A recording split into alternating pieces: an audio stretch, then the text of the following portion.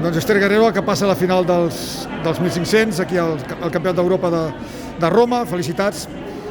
Has fet una cursa que ens has fet patir una mica, semblava que anaves molt bé, però la darrera recta ens ha fet patir molt i has sentat sisena, es classificaven 6.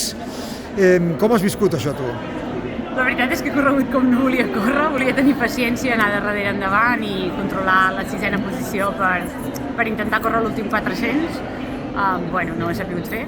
Quan faltaven 500 metres he avançat, he vist que anava a un ritme tan fàcil que anant per fora i oberta podria tenir sortida quan volgués, i a falta de 500 he volgut passar davant perquè anàvem molt lentes i no confio gaire en el meu últim 200, confio més. Sabia que si corria l'últim 400 amb un minut 1, un minut 2, doncs molt poques atletes ho podrien fer.